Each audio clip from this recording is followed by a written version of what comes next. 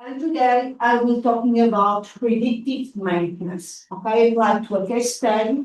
That is, this case study is concerning a freight transport wagon. The name of the project is Smart Wagons, and this project is supported by a PRR, the Resilience and Recovery Fund agenda.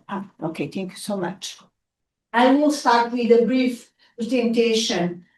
Yeah, okay, maybe this one. Okay, a brief presentation about runs, reliability, availability, maintainability, and safety. That is a methodology to try to obtain the parameters related with the availability of the system. And as you know, depends on the mean time between failure and mean time to repair. In terms of the process, the RAM analysis process normally is divided in 5 steps, as you can see here. The first one is a system functional analysis. The second one, reliability block diagram.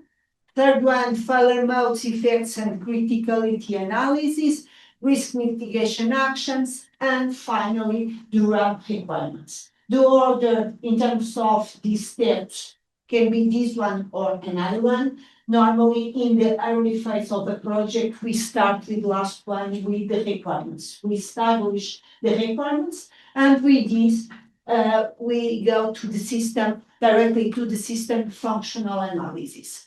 If you look, we normally don't use the S in the RAMs. Why?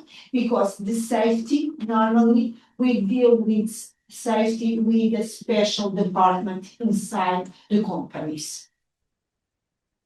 Starting with system functional analysis. And as you can see here in the picture, normally we start in top down. We describe the main function of the system. Normally we are talking about a complex system, not a normal system, a complex system, and go define the subfunctions until the last one is the component. Why the component? Why is it important to relate the component with the functions? Because we need to obtain, to calculate the criticality of the system, we need to calculate the severity and the frequency of the failures. The reliability blocks diagrams is how I can connect the different components or the different functions. Normally, they are connected in 2 ways. The first one, a series, as you can see here, and the condition is if I have a failure of one component, the system, the complex system is down, is in operation. If I'm talking about a parallel active components, as you can see here in your right-hand side, the condition is I need to have only one component working to have the system, okay, in the operational conditions. This is the equations that we can use. And of course, it's related with the reliability of the component that is equal to 1 minus the probability of failure. In terms of the FMECA, the failure modes, effects, and criticality analysis. Here, we need the first step is to identify the failure modes related with the functions or the components. The second one is the identification of cause and effects. Third one, qualitative assessments of occurrence and severity. Occurrence, we are talking about frequency of failures, and severity normally related with mean time to repair the failure. And finally, we need to define the risks involved for each failure mode. This is an example, okay? In this case, if you look in terms of the failure mode, we consider all modes because for this example, is concerning early phase in terms of project, and it was not defined the type of modes per function. We associate the component to the function, and we define the effect for each failure mode and the cause for the same failure mode. In the end, I want to obtain the risk number that in this case it was equal to severity multiplied by occurrence multiplied by detectability. Okay. Why I'm telling you that we use this expression and not this is the generical one, but of course I can give different aids of each of these parameters. I can consider, for example, 60% for severity, 30% for occurrence, and 10% for detectability. Risk mitigation actions, and I will present to you later. We need to define risk mitigation actions when we have high impact of risk.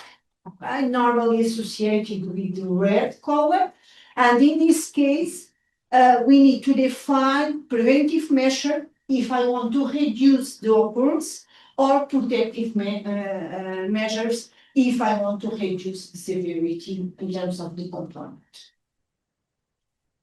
Here is examples in terms of risk mitigation actions. Normally, for my students, I explain, I give the example to decrease the occurrence.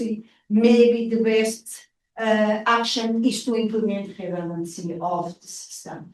If I'm implementing redundancy, I will have for this component a active parallel system. Okay? And of course, increase the reliability and the availability of the system. In terms of protection, to decrease the severity, normally we can introduce spares on seat, okay? And of course, I need to invest in the spares, but I will reduce a lot the mean time to repair, because if I have a spare available, I can replace the failure with a small period in terms of the duration. Run requirements, always related with the reliability and availability parameters. Normally, these kind of parameters are defined by the stakeholder or the client, and for example, I can have 99% in terms of reliability and 99.99% for the availability. And we need to establish these requirements and compare with the results that we are obtaining. Right now, I will explain to you the Smart Wagons project. It's the case study that we implement the run analysis, the runs methodology to obtain the criticality of the system and the reliability and availability. Okay, the main goal of this project is to increase the capacity of rail transport in the national and European context. National, in this case, we are talking about Portugal. The main partner of this project is Medway. I don't know if you know, Medway is a company, an industrial company that deals with this kind of issues. And in this case, we can divide the project in two parts, the production and maintenance and the technologies. And in terms of expectation outcomes, we need to increase the availability and, of course, increase the economy and the environment sustainability. This RAM analysis for this project is included in work package 3, that the main goal is to development and industrialization of proactive predictive maintenance service based on wagon sensing systems. And in this analysis, we need to monitoring for potential functional failures, identification of location to be monitored, and determining the type of sensors to be implemented. We apply the meta-analysis that is one of the steps of the RAM analysis to 3 different wagon series that are similar or identical to the smart wagon that we are developing from first of January 2020 until 31st May 2024.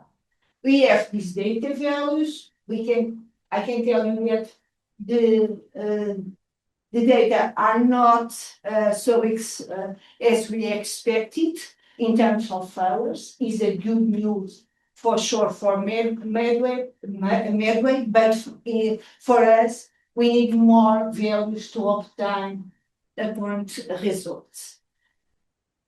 We analyze these components in terms of the wagon, the brake system, the wheel set, the body, and the rolling stock structure, and divide this in subsystem, equipment, function, failure mode, control and detection measures, local effect, and general effect. Right? And we define this for each system, each subsystem until the component. Right? I have here an example. In this case, this example is related with manual braking of the vehicle. We define the function failure improper braking, failure manual brake release operation not performed prior to starting a movement, the local effect, the general effect, and very, very important, the control and detection measures. With this, and to apply the RPN to the risk number,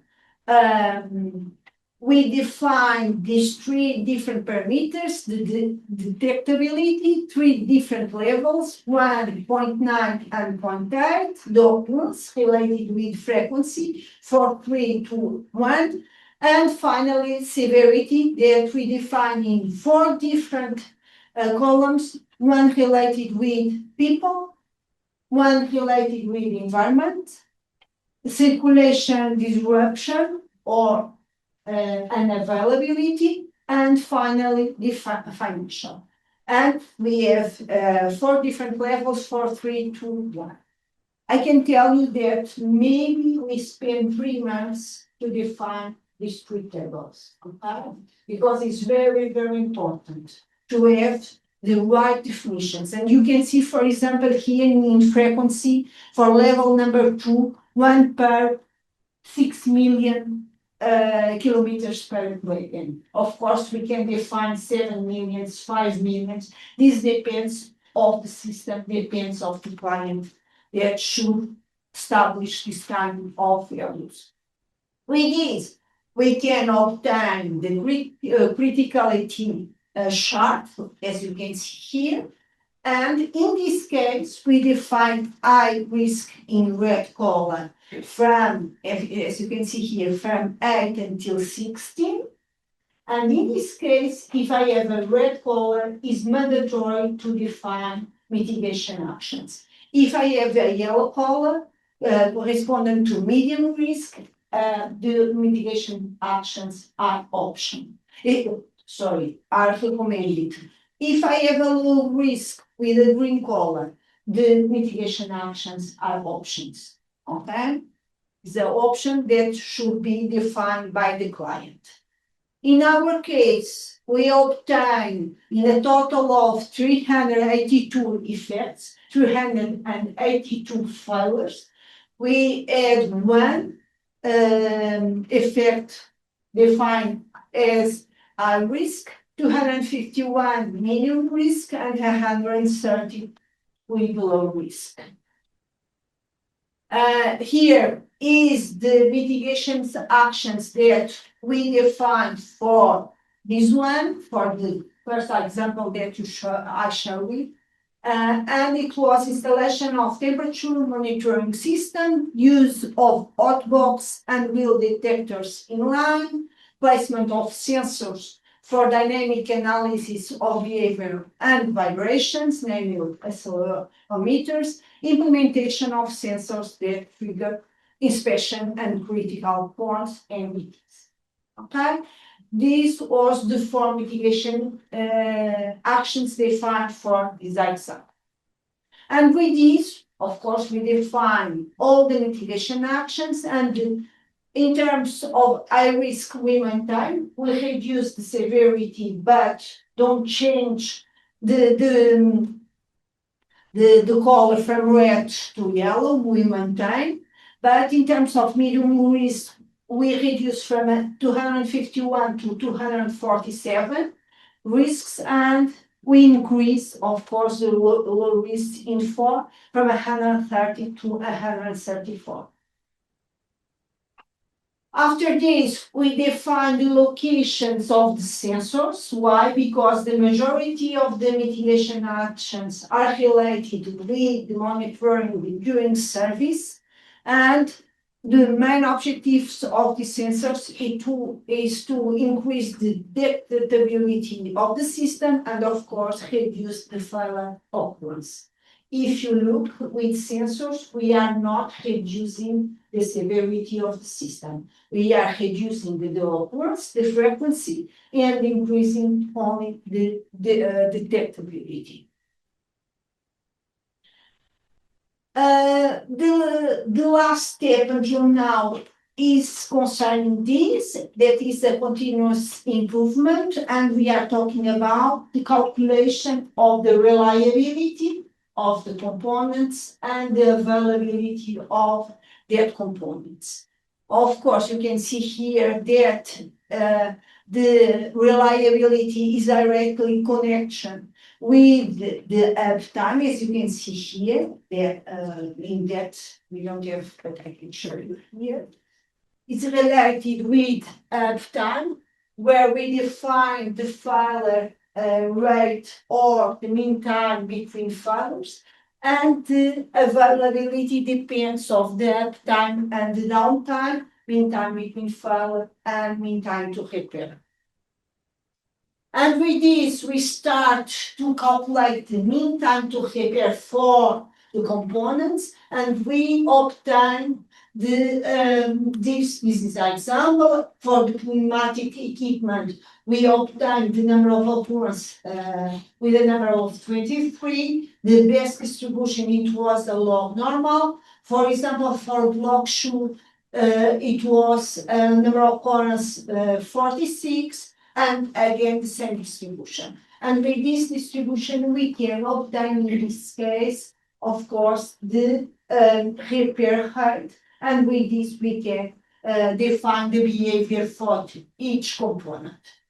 We perform the same, but in terms looking for the maintenance activity, we divide this by maintenance activity, and we obtain these values that are very important. For example, we obtain the higher value in terms of the unavailability for the highest frequency, and the small value it was obtained to the lowest number of occurrence TRF. After this, we obtain the same path for the reliability parameter, mean time between failure. As you can see, we observed different values, but the highest value for mean time between failure, it was obtained for the series 433 with the CFM number that is showing in this table. And finally, this is the last slide that I have to you for the brake shoes. That is related with the series 455. We define the reliability blocks diagram as is presented here. We have the brake shoes that are composed by 16 different components, are connected in series, and we obtain the reliability diagram, as you can see here, and the conclusion that was very, very important, that we can define and conclude that these components are in useful life until 4,800 hours, and after this point, the reliability decrease, as you can see here, because we can consider that we are in the wear out phase. Why this is so important? Because Medway defined that the best point to apply the predictive maintenance is this one. Okay? In this moment, they are applying, they are stop the wagons, goes to the workshops when wagons obtain or use 4,800 hours. And this is the conclusions. Of course, with these data values, that is a short list. It was a short list to obtain more results, but with these values, with these failure modes, we define the risk priority number.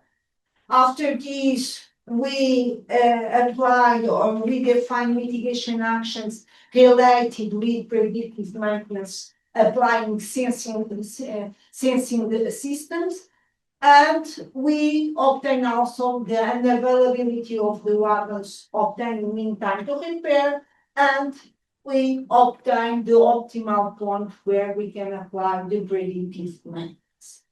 And that's all from my side. Thank you so much for your attention. Okay, I'm not sure. Oh my God. Okay, I spent a lot of time, sorry, but do you have any question?